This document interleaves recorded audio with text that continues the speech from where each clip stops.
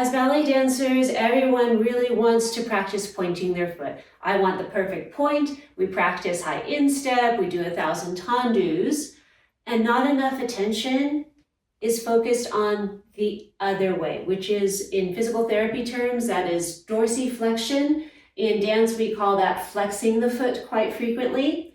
We have normal ranges of motion. Dancers should have about 10 to 12 degrees at the ankle, okay? Being able to move in that direction is considered normal range of motion. If we don't have that motion, what we frequently see is we get stuck in the plie. Like, I can't go any farther than that. That's a lack of extensibility of the posterior calf muscles. Your gastrocnemius and your soleus muscles are tight. I have had one young dancer years ago that had a very shallow plie. I was like, ooh, really need to work on that. You know, it's your muscles aren't pliable enough. And she said, well, that's just the way it is. Come on. If we accepted that as dancers, we would never get our leg high because our leg would be down here and be like, well, that's the way it is. We need to be able to work on the things that are the least interesting to us, okay? But that flexion of the foot is our ability to plie. And if we can't flex our foot up within normal ranges of motion, research has shown that when we land from jumps, where we're jumping, that the knee will tend to go into valgus. That's in, let me show from here, that direction. So instead of the knee landing over the toes in a jump, the knee is going forward. We all should know that that is a great position in order to injure yourself in, all right? And that's not what we want. Dancers that lack dorsiflexion are more prone to injury in the lower leg. This is across the board. This is research-based. So, need to start paying attention to it. Number one, I'm going to show you a couple stretches, okay, different ways that you can stretch the calf muscles. Remember, there were two that I mentioned. The gastrocnemius crosses the knee joint, and the soleus muscle does not. So we want to do some stretches both with the knee straight and with the knee bent in order to get that full range of motion. And then lastly, I'll show you a Theraband exercise to give you some proprioceptive feedback in going through that range of motion. First way to stretch the calf muscles is you can use a wall or a heavy piece of furniture. And when you do the calf stretch, your legs should be in hip alignment, hip knee foot alignment. So you don't want to overcross and you don't want to be too far out to the side. Okay, so that's where you want to be, and be careful that your hips don't get off kilter, that your hips stay level.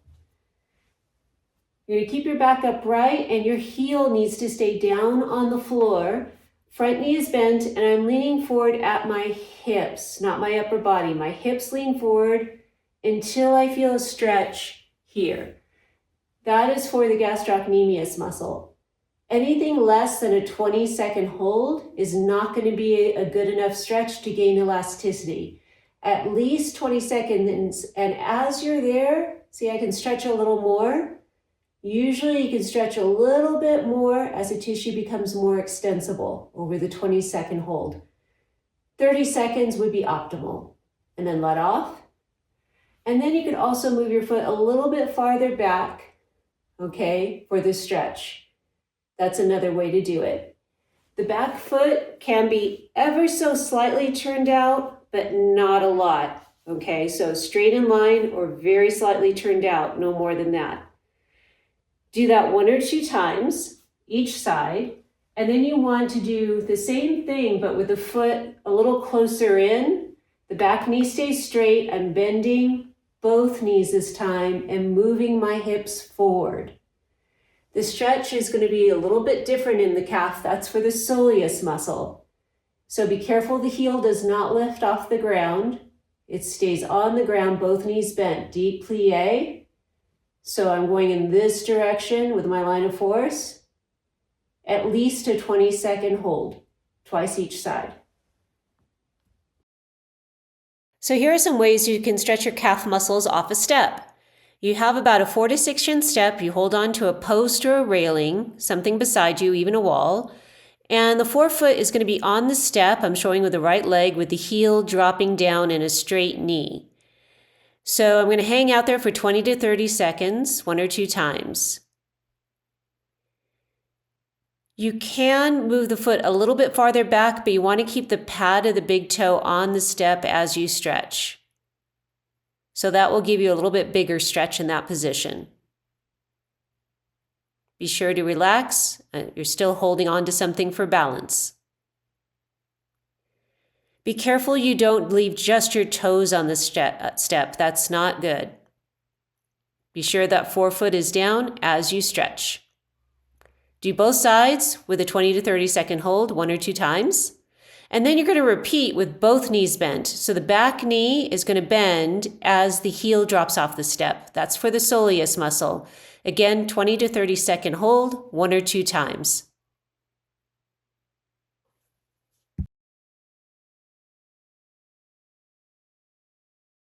Another way to get more dorsiflexion, flexion out of the ankle, is you can attach a Theraband around the foot of a heavy piece of furniture.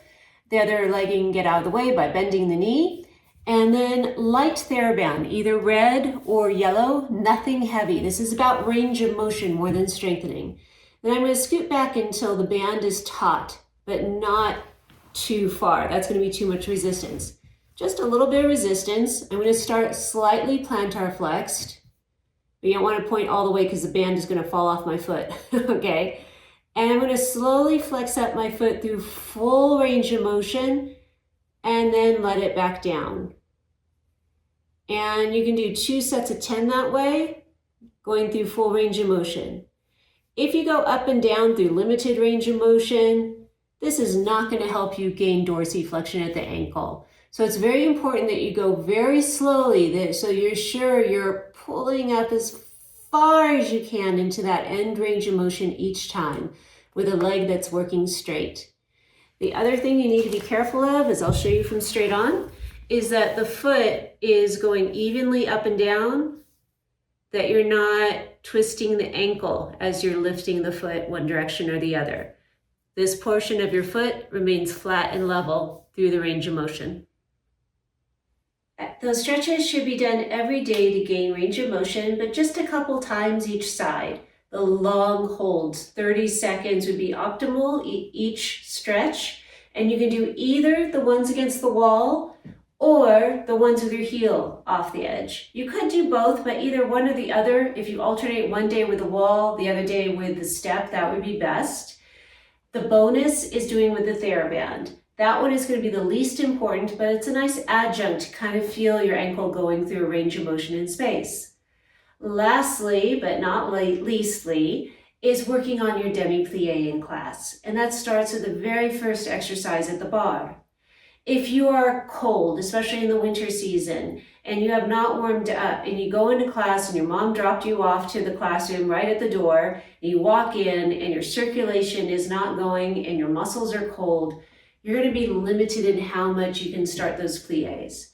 So why not at least walk around the dance room a little bit, or have your parents drop you off a block away from class. So you have to walk a little bit, get your circulation going.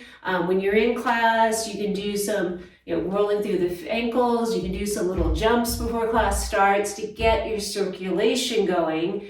And when your muscles are a little warmer, they're going to be more extensible, okay? And so when you're doing your demi-plies, don't be satisfied with, okay, that is not milking it, okay? Usually demi-plies are given with the counts 1, 2, 3, 4. So we think we only have a count to plie. But if you listen to the music that accompanies, we usually have a 3 count we can move through. 1, 2, 3, 1, 2, 3, 1, 2, 3. And it's on that 3 that you want to go a little bit lower.